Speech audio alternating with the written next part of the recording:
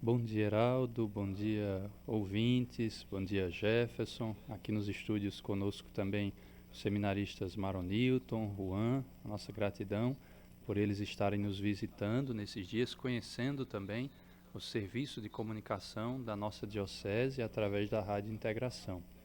A você, ouvinte, que nos acompanha já no início deste dia, no início desta semana, né? Estamos iniciando uma nova semana do tempo da Quaresma, a quarta semana, e que já nos aponta em direção à paixão do Senhor de maneira mais imediata. Como você dizia, é um tempo especial, a igreja se prepara de diversas maneiras, por isso também hoje gostaríamos de falar sobre esse tema, mas a nossa palavra inicial é de gratidão, gratidão pela Rádio Integração, que sempre nos acolhe com carinho, com generosidade, e palavra de gratidão também a tantos ouvintes. Aqui já cito, como não poderia ser diferente, o nosso fiel ouvinte, Padre Floren, que com certeza nos acompanha, mas também apresentador do programa 5 Minutos com Padre Biapina, do qual eu sou ouvinte assíduo, que faço questão de sempre acompanhar o conteúdo preparado, produzido pelo Padre Floren. Meu abraço, Padre Floren, e a tantos outros padres que estão agora na estrada, indo visitar a família, quem sabe realizando o seu trabalho. Uma boa segunda-feira para todos, um bom descanso, uma boa folga. E a você que está iniciando a sua semana de trabalho, que está se preparando para começar a luta, as atividades da semana, que Deus lhe acompanhe, que Deus esteja junto com você ao longo desta semana. Os ouvintes podem fazer perguntas ao Padre Kleber, tirar dúvidas, é só mandar um áudio para a gente. 33 63 24 88 991 88 63 48. Vamos começar a nossa conversa, Padre Kleber. Eu gostaria que o senhor desse uma explicação, de modo geral, o que é a Semana Santa e, nesse contexto e nesse formato que nós temos, desde quando se celebra a Semana Santa? Heraldo, a primeira coisa que nós precisamos recordar sobre a Semana Santa é que ela é parte de um conjunto que nós chamamos tempo litúrgico.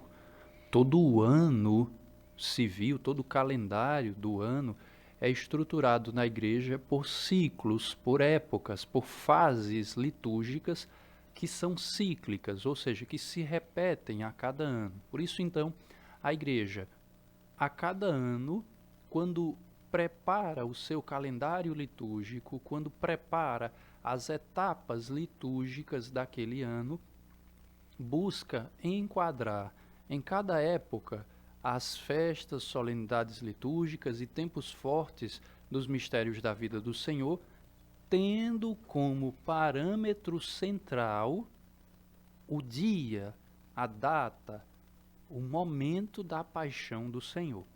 Então, a data da morte de Cristo na cruz, ou, dito de outra forma, a Sexta-feira Santa, influencia o dia que você vai pular carnaval, influencia alguns feriados do seu ano, influencia em que época do ano nós iremos realizar cada coisa, porque a grande maioria das celebrações litúrgicas, a grande maioria das celebrações ou comemorações dos mistérios da vida de Jesus estão associados à paixão.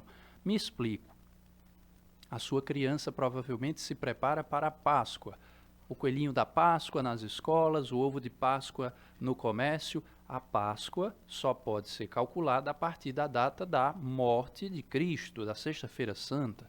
Mas você provavelmente vai catequizar a sua criança e essa criança irá receber o sacramento da Eucaristia, que a nossa diocese recomenda que seja celebrado no ciclo pascal, nos 50 dias da Páscoa. Então, provavelmente, a data que essa criança vai receber o sacramento está associada nesses 50 dias que nós chamamos tempo pascal, que vai dos meses de abril até maio ou junho.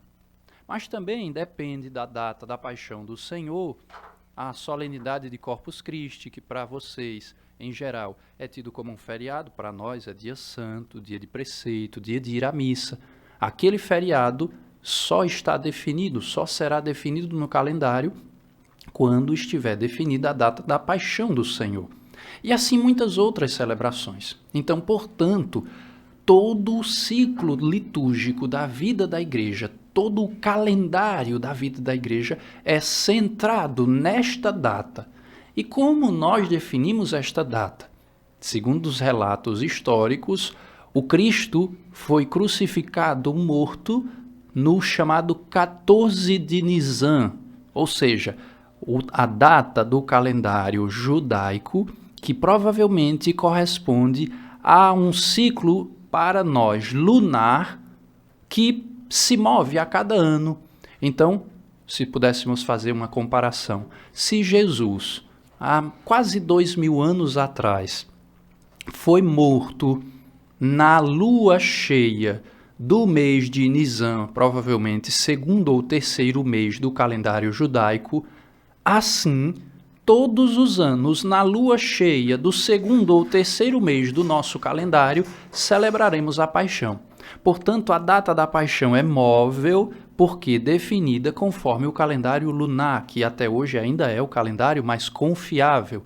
E a partir desta data que se move no calendário lunar, todas as demais festas se movem. Quando mudamos a data da Páscoa, que talvez no ano passado foi em março, esse ano será dia 7 de abril. Evidentemente, se move também o domingo da Páscoa, o domingo dos chocolates das crianças, se move também a data de Corpus Christi e outras atividades ou outras datas, como a quarta-feira de cinzas, que precisa ser 40 dias antes da paixão, as datas dos domingos de quaresma, a data do carnaval. Então, nesse calendário litúrgico, o centro é a data, o dia, o momento da paixão do Senhor. E aí, portanto, nós compreendemos por que neste ano, a 22 de fevereiro, celebramos a quarta-feira de cinzas. Porque para preparar este dia tão especial, que é o dia da paixão do Senhor, a igreja nos chama a permanecer como Jesus no deserto, 40 dias combatendo. Evidentemente, se você for na matemática do calendário, irá encontrar mais de 40 dias. Por quê? Porque a igreja retira destes 40 dias os domingos. O domingo não é um dia de jejum, não é um dia de penitência. Portanto, a quaresma tem mais de 40 dias porque os domingos são dias separados. No cálculo dos 40 dias, não contamos os domingos, a data do domingo da quaresma. Portanto, 40 dias antes da paixão, iniciamos um caminho, um percurso. E o que é que Jesus nos diz no Evangelho de São Mateus, capítulo 5º, o texto das bem-aventuranças? Quem foi à missa na quarta-feira de cinzas ouviu. Quais são as 3 maiores virtudes? Existem muitas, mas as 3 maiores que podem nos ajudar neste tempo. A oração. Quem foi à missa nos últimos domingos sabe, os evangelhos são enormes. Ontem o capítulo 9 de João, com 41 versículos. Quantas pessoas que dizem, padre, por que um texto tão comprido? Porque somos chamados a rezar um pouco mais na quaresma, mais do que em muitos outros momentos do ano litúrgico. Mas além da oração, Jesus também nos chamava a praticar a penitência, mortificação. A quarta-feira de cinzas, assim como a sexta-feira santa, são 2 dias de jejum e abstinência obrigatória para todo católico. Então, na quarta-feira de cinzas, nós subtraímos, eliminamos uma refeição e na quarta-feira de cinzas nós nos abstemos de carne. O mesmo faremos na sexta-feira santa. E os mais antigos, por um hábito bonito e piedoso, conservam o costume de antes do Concílio Vaticano II e fazem ainda abstinência de carne toda sexta-feira. Que bonito, quanto zelo e amor a Deus. Mas além da oração e da penitência, existe uma outra virtude essencial, que nós chamamos de esmolas. Na verdade, deveria ser chamada de caridade fraterna, exercício da caridade fraterna, ou seja, fratres, irmãos em latim, caridade com os irmãos. E como que se pratica essa caridade? A igreja, no início dos anos 60, no pós-concílio, junto com bispos que eram ícones daquela ocasião, Dom Helder, mas também os irmãos Sales, Dom Heitor, Dom Eugênio, idealizaram uma maneira de viver a prática das esmolas, a prática da caridade fraterna de maneira concreta, que nós chamamos campanha da fraternidade. Você citou há pouco, a rádio tem insistido sobre esse tema. Dá-lhes vós mesmos de comer, o tema deste ano. Então, para viver a caridade fraterna de maneira concreta, a Igreja nos oferece um caminho, a campanha da fraternidade. Passado o ciclo dos 40 dias, concluído este período de deserto, de combate, mergulharemos de fato, de maneira concreta, no grande centro do mistério da vida de Jesus. Os santos chamam a maior de todas as semanas. Os dias mais sagrados de todo o ano, que nós chamamos 3 dias, Tríduo da Páscoa, da passagem de Cristo. Quinta-feira Santa, Sexta-feira Santa, Sábado Santo. Então, se pudéssemos dizer liturgicamente, a Semana Santa começa concluindo a Quaresma. Domingo de Ramos ainda é Quaresma, Segunda-feira Santa ainda é Quaresma, Quinta-feira Santa de manhã ainda é Quaresma, na missa dos santos ungüentos, dos santos óleos, que serão abençoados, ou, no caso do Crisma, consagrado. Até a Quinta-feira Santa de manhã ainda é Quaresma. Concluída a Quaresma, iniciamos os 3 dias do centro do mistério pascal para celebrarmos o grande mistério da Semana Santa. Portanto, a Semana Santa é esta conclusão da Quaresma e ingresso no mistério da Páscoa e ressurreição do Senhor.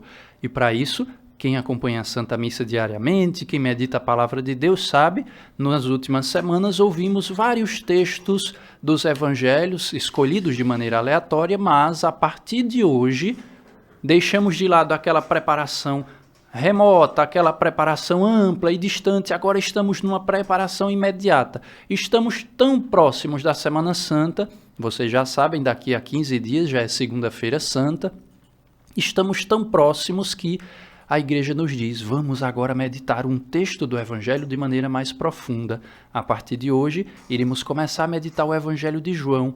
Havíamos começado a meditação no tempo do Natal, encerramos a meditação no capítulo 3º, hoje retomamos no capítulo 4º e iremos ler o Evangelho de João até a conclusão do tempo da Páscoa, lá na festa dos 50 dias, na festa de Pentecostes, no finalzinho do mês de maio, dia 28 de maio. Portanto, iremos, com a liturgia da Igreja, com os santos evangelhos, celebrar a Páscoa do Senhor, passar pela Páscoa, mergulhar na morte com Cristo, sair vitoriosos e durante 50 dias celebrar o Aleluia da ressurreição. Você que está ligando o rádio agora, nós estamos aqui no Estúdio Luz, o estúdio da Integração FM, que fica na Cúria Diocesana, no Centro Histórico de Guarabira, ao lado do Seminário São José. Nós estamos conversando com o Padre Kleber Rodrigues, estamos falando sobre Quaresma, Semana Santa. Você tem uma dúvida? Mande uma pergunta para a gente. E aí eu vou lhe dizer, Padre Kleber, eu tenho 54 anos de idade. Eu nunca escutei. O senhor não vai nunca achar que eu estou querendo fazer uma média com o senhor, porque o senhor já me conhece o suficiente, mas eu vou lhe dizer que eu nunca escutei uma explicação tão bonita, tão aprumada, tão densa sobre essas questões todas. Nós escutamos muitas explicações, mas o fato da Semana Santa ser móvel me impressionou bastante, o jeito didático do senhor explicar. Eu digo lá em casa para a Jane, para alguns amigos, que às vezes que desço a serra com o Senhor, são sempre momentos. Aqui e acolá a gente dá umas risadas, mas são sempre momentos de aprendizado, porque o Senhor vem explicando coisas que a gente não acha em todo canto. Então eu tenho a impressão que em casa os ouvintes também ficaram muito impressionados com o jeito do Senhor dar essa explicação tão bonita. Como diz Dom Jaime, que Deus nos favoreça sempre. Mas a nossa ouvinte, a Gracelita é de Dona Inês, é lá do Brejinho. Ela mandou uma pergunta aqui. Ela disse, Heraldo, eu sei a resposta dessa pergunta, mas eu queria que você fizesse para mais gente entender. Nós estamos na Quaresma, o roxo é a cor da Quaresma. Quem foi para a missa ontem, o padre estava com uma túnica rosa. E aí, a Gracelita quer que o senhor explique o porquê desse fato. Abraço, Gracelita, abraço a todo o povo de Deus, da paróquia de Santa Inês e São Sebastião, em Dona Inês, amigos que tive a oportunidade de conhecer durante o tempo que estive na paróquia Santana, em Itacima. Abraço também a você que foi à Santa Missa e que acompanhou também a liturgia do 4º domingo da Quaresma. Nos tempos litúrgicos da Quaresma e do Advento, como você sabe, Gracelita, os ouvintes que nos acompanham sabem, temos semanas de preparação para o nascimento, para o Natal de Jesus, que nós chamamos Adventus, em latim, chegada, e no caso da Páscoa, semanas de preparação para a Páscoa do Senhor, que nós chamamos Quaresma, que vem do termo 40. Vocês se acostumaram a falar o termo quarentena. A Quaresma é uma quarentena, não por conta de um vírus, mas por conta da nossa fé. Então, nesta quarentena, quando estamos muito próximos de chegar ao nosso destino, como a mulher grávida, Heraldo, que no 8º mês, no 9º mês, já sente a expectativa da chegada, a ansiedade da chegada do seu filho, ela já começa a se revestir de alegria. Pode ser essa semana, pode ser neste dia. Então, esta alegria da aproximação imediata do mistério da paixão do Senhor nos chama a celebrar um domingo da alegria. Mas atenção, não é a alegria das palmas, não é a alegria do aleluia, da vitória do Cristo, é a alegria contida do cristão que sabe que se aproxima dos mistérios da paixão do Senhor e por isso se prepara para celebrar bem este mistério. E por isso, então, no paramento do sacerdote ou do diácono, isso é importante dizer, as cores litúrgicas são próprias de paramentos de ministros ordenados. Portanto, nem os coroinhas precisam mudar a cor das vestes, nem os ministros, nem o altar. Tudo isso permanece com as mesmas cores durante o ano inteiro. O que modifica é a cor litúrgica que o sacerdote utiliza. O sacerdote que estava utilizando durante a Quaresma o roxo, sinal da penitência, utiliza agora o rosa ou róseo, como diz a igreja, que é, na verdade, a mistura do roxo da Quaresma, da penitência, com o branco da Páscoa, da alegria da vitória. Então, a mistura dessas duas cores, para quem conhece de tinta, de pintura e de arte, sabe, brota o róseo. Agora, atenção, não é aquele rosa choque, cheguei, que a gente diz hoje, pink, né? Aquela cor chamativa, neon, que você de longe, no escuro, vê fosforescente. Não. É, na verdade, aquela cor sóbria, discreta.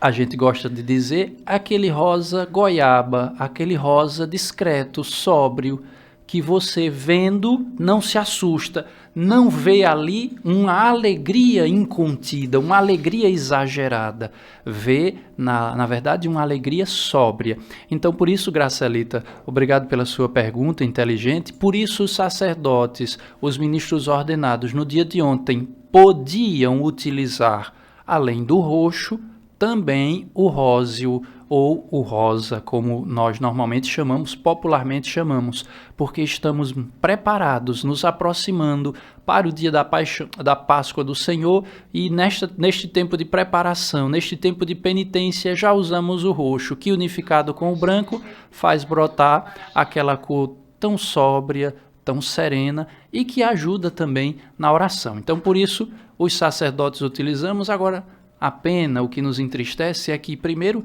nós nos acostumamos a rotular tanto as coisas que as cores ficaram propriedade particular de grupos, de pessoas, às vezes até de ideologias. Então, a gente tem que se classificar pelas cores que usa. A gente é rotulado, se usa uma cor, é isso, se usa outra cor, é aquilo. Menino isso, menina aquilo.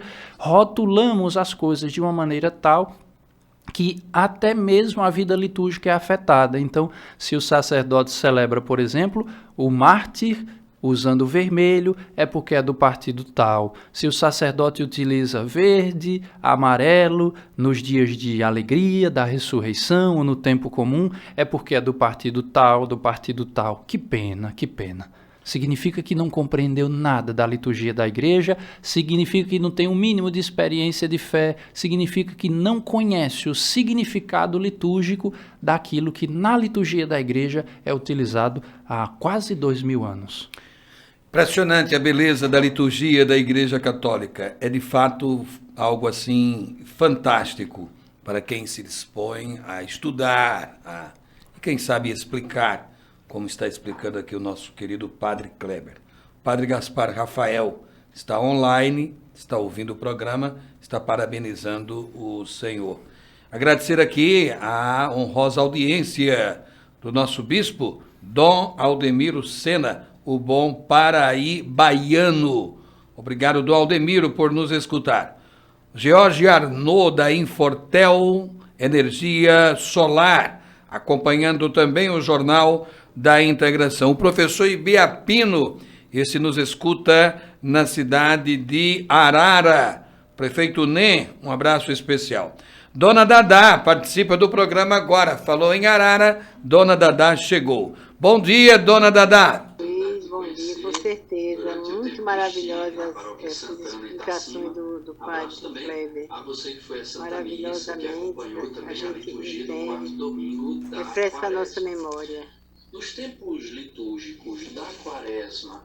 Obrigada, senhora, Dona Dadá. No retorno estava lá o Padre Kleber falando, Dona Dadá, celebrando aí essa catequese feita aqui hoje no Jornal da Integração. Nós vamos fazer um rápido intervalo comercial, um pouco de tempo apenas, e nós voltaremos conversando mais com o Padre Kleber Rodrigues, que está nos ensinando a vivermos bem esse mistério grande da Quaresma, da Semana Santa. Não desligue o rádio, não mude de sintonia, aproveite para compartilhar a nossa live. A gente volta já, Dedé.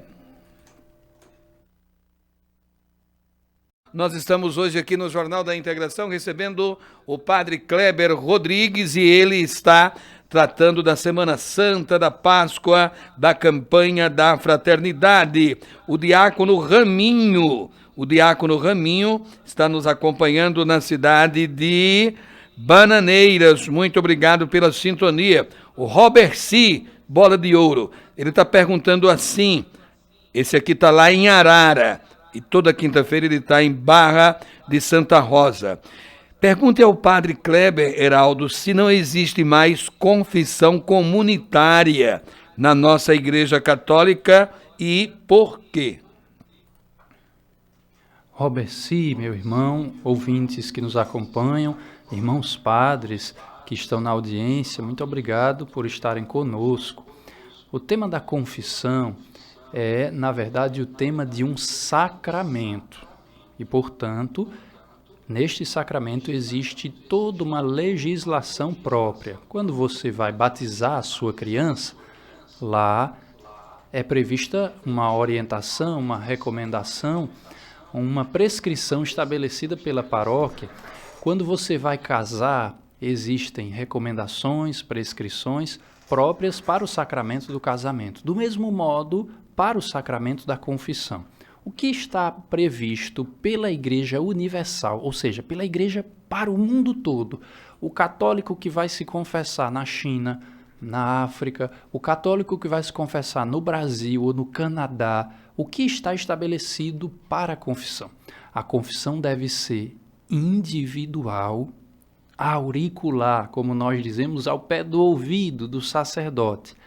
E somente em casos de exceção, o sacerdote poderá conceder a absolvição coletiva.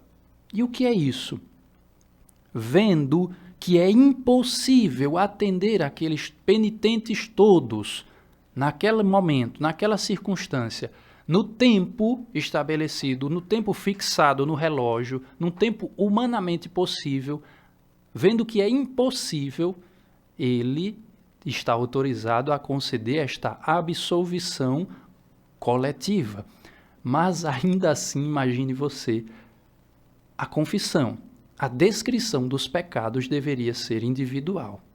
Então, suponhamos que, chegando em Santa Fé, em um lugar repleto de fiéis que querem se confessar, 2.000 pessoas na fila de uma confissão, à espera de uma confissão, no século XX, sei lá, XIX, quando nós tínhamos pouquíssimos sacerdotes, um padre vindo da capital para celebrar em Santa Fé e atender aquela multidão, ele que provavelmente só poderia voltar ali daqui a 3, 4, 6 meses, ou quem sabe um sacerdote que visita uma tribo indígena no norte do Brasil ainda hoje, e que precisou percorrer semanas de distância a barco, quem sabe em animais, para chegar até determinado local remoto, isolado, e ali encontra fiéis católicos batizados que querem confessar, mas que são tão numerosos que seria impossível atendê-los em tempo hábil. Nestes casos extraordinários, seria possível conceder esta absolvição. Tendo ouvido os pecados individualmente, absolvê-los todos juntos. Ou ainda, esse aqui é o exemplo mais icônico que nós citamos, imagine se você estivesse, Heraldo, no avião, indo para os Estados Unidos, passear de férias com a sua digníssima esposa e seus filhos, e dentro do avião houvesse um sacerdote. Se por acaso o piloto comunicasse que estão passando por uma turbulência, por uma pane, e que a situação é grave, e você, católico, percebendo que no voo existe um sacerdote, e dissesse: padre, nós podemos cair, nós podemos morrer, e não houve tempo para confessarmos, e não haverá tempo para confessarmos. O senhor pode nos absolver? Sim, o padre poderia conceder a absolvição a todos aqueles presentes no avião. Infelizmente, aqui a parte engraçada, ninguém iria absolver o padre, né? Ele não tem como absolver a si mesmo, mas digo isso para dizer que neste avião. Neste nem caso, eu, nem Jane, oxente. Neste caso emblemático, digamos assim, alegórico, neste caso existe um motivo real, grave, urgente para pensar a salvação daquelas almas com o perdão, com o sacramento que deve ser dado, independentemente das circunstâncias. Agora, citados estes casos, imagine comigo, se eu, Heraldo Luiz, que moro na cidade de Guarabira, meu amigo que está se reconciliando comigo, morando na cidade de Guarabira, onde residem 11 sacerdotes, um bispo, 12 confessores, rodeados de cidades no entorno que também possuem sacerdotes. Pirpirituba tem 2, Cuitegi tem 1, Pilõezinhos tem 1 e assim vai. Tantos padres a menos de 10 quilômetros de nós. Como é possível que eu não me confesse? Tem alguma coisa errada. Na verdade, eu não quero confessar. Aí é outra coisa. Padres nós temos, espaço nós temos, igrejas, paróquias. Quando eu trago amigos de outras dioceses e digo, esta é a população de Guarabira e aqui nós temos 11 padres, todos se assustam dizendo, 11 padres? Tudo isso? E eu digo, sim, aqui evangelizar esta cidade é uma prioridade, atender os fiéis da nossa cidade é uma prioridade. No final de semana em Guarabira são celebradas aproximadamente 20 missas. Imagine você, 20 missas, tem missa em tudo que é horário, de tudo que é tipo. Só não participa quem não quer, só não confessa quem não quer. Então, infelizmente, naquele período em que nós tínhamos um padre que cuidava de 5 cidades, que percorria distâncias, que passava meses para poder voltar em uma comunidade, poderia se justificar a absolvição coletiva, porque a ausência ou a falta de padres, o número reduzido de padres, fazia compreender que existia um motivo. Mas, nos tempos em que nós estamos, na cidade de Guarabira, todos os dias tem padre atendendo confissões. Imagine você, na catedral todos os dias, nas demais paróquias em vários dias da semana. A partir de segunda-feira iremos começar o mutirão de confissões, uma semana visitando, celebrando confissão, atendendo confissão nas paróquias, nos bairros, durante toda a Semana Santa, à base de dipirona e Tilenol. A gente senta a cadeira às 8 da manhã na catedral e atende até às 10 horas da noite. E eu digo porque eu fico lá a semana toda. A única coisa que eu faço numa Semana Santa é confessar. É o bispo quem celebra tudo. De segunda-feira santa a sexta-feira santa, minha única prioridade é o sacramento da confissão. De manhã, de tarde e de noite. Eu digo que durmo e acordo sonhando com o pecado dos outros.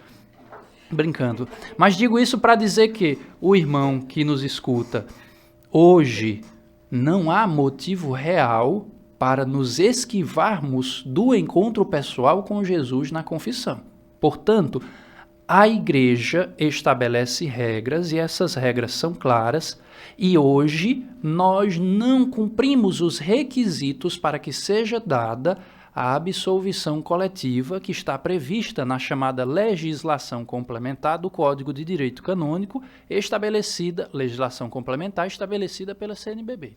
Então, por isso, essa modificação, porque hoje já temos padres suficientes para atender a todas as necessidades dos fiéis. Não sei se consegui responder.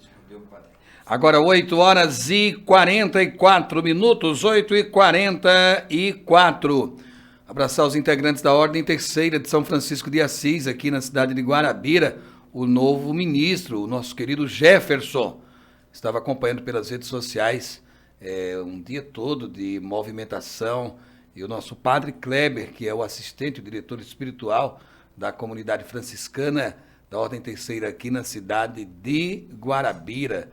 Teve palestra, teve a Santa Missa, a escolha dos novos diretores. Beto Meirelles, um abraço, Beto, a todos vocês. Padre, nós temos agora somente 10 minutos e eu vou deixar o senhor bem à vontade para uma explicação sobre o Tríduo Pascal. O que é que nós celebramos, de que modo nós celebramos o Tríduo Pascal? Como nós devemos participar desses momentos grandes, como dizia, os dias grandes, como dizia minha vovó moça, da Semana Santa. O primeiro fato, na minha opinião, Heraldo, é reconhecer que estamos lidando com 3 dias de guarda, ou seja, 3 dias santos. Não é dia de vinho, não é dia de farra em praia, não é dia de fofoca, não é dia de bagunça em internet, em rede social, é dia santo. No calendário é também feriado. E talvez você não tenha se perguntado por quê, mas é feriado para você ir rezar. Sim, é feriado para você ir à igreja. É por isso que você não trabalha nesse dia. Portanto, se você é católico e deseja viver bem este tempo, vá à igreja. Quinta-feira Santa, Sexta-feira Santa, Sábado Santo. São dias de preceito, não são dias opcionais. Eu acho que eu não vou para a missa hoje, padre. Não, se você é católico, é dia obrigatório.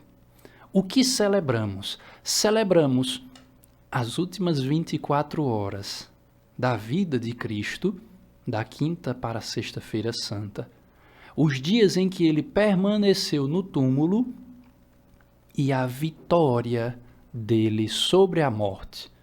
Cristo que é mergulhado na morte. Imagine um lago, um açude, e Cristo mergulhou naquele lago, permaneceu submerso na água, permaneceu submerso na morte, e quando menos se esperava, ele sai do outro lado, ele reaparece, ele ressuscita, então ele atravessa a morte.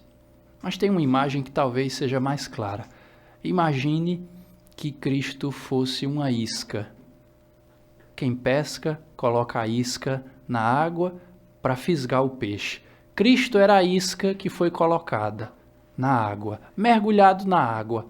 A morte, como se fosse um peixe, veio e abocanhou Jesus. Imaginando que podia guardar Jesus como Jonas no ventre do peixe, a morte, imaginando que podia engolir Jesus, abocanhou Jesus. E Jesus, então, cheio da graça do Espírito Santo, cheio de Deus, Jesus explode a morte, Jesus destrói a morte.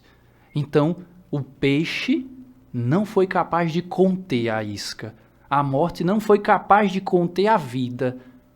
Aí por isso a gente rezava essa semana, duelam forte e mais forte. Duelam o mal, a morte, o diabo e o Cristo, o Filho de Deus, a vida. É a vida que vence a morte. Nós cantaremos no domingo de Páscoa, na sequência pascal. Então, é esse mistério que celebramos. A morte que tenta vencer, mas que é superada pela vida, que é superada por Cristo. O que celebramos? Celebramos tudo que há de mais sagrado na nossa fé. Não há nada na palavra de Deus, não há nada no ano litúrgico, nem o batizado do seu filho, nem o casamento da sua filha, nem a confissão que você vai fazer, nem o dia que você se tornou funcionário público, nem o dia... Nada, nada, nada. Eu conheci a minha esposa, padre, é o dia mais importante. Não, o dia mais importante é o dia em que celebramos a paixão, morte e ressurreição do Senhor, o tríduo pascal. Por isso, viva esse tempo especial. Passe com Cristo da morte para a vida. Não viva de tradições. Não viva apenas de ir à igreja, beijar a cruz de Cristo na Sexta-feira Santa, participar da procissão do Senhor morto e voltar para o túmulo. Ontem nós celebrávamos na Santa Missa o texto famosíssimo da cura do cego de nascença, que depois de ser curado por Jesus, iluminado, foi levado para os fariseus. Como é possível ele receber uma vida nova em Cristo e é levado para a vida velha, para os velhos costumes dos fariseus, voltar para a vida de sempre? Não, é preciso ser transformado. Então, celebre a sua quaresma, a sua Semana Santa, o tríduo pascal. Viva a sua Páscoa como um homem novo, na confissão, no desejo de vida nova, no desejo de mudança de vida. Para concluir, digo, não deixe que essa seja só mais uma Semana Santa. É ridículo imaginar que vou viver 80 anos da minha vida repetindo a mesma coisa sem mudar nada. Como é possível que eu tenha vivido tantas Semanas Santas? Eu tenho 34 anos de idade. Quantas Semanas Santas já vivi e nunca mudei nada em mim? Tem alguma coisa errada? Virou apenas uma tradição, folclore bobo? Não, Cristo não morreu por isso. Cristo não morreu de graça. Cristo morreu para a minha conversão, para a minha salvação. Portanto, viva a sua Semana Santa da melhor maneira possível. Se prepare, vivencie cada momento e, evidentemente, se esforce de verdade para se converter, para se aproximar mais de Deus. Nós iniciamos a quaresma e vamos concluir com aquela palavra que a igreja diz insistentemente: deixai-vos reconciliar com Deus, diz Paulo. Que você e eu nos reconciliemos com Deus neste tempo especial.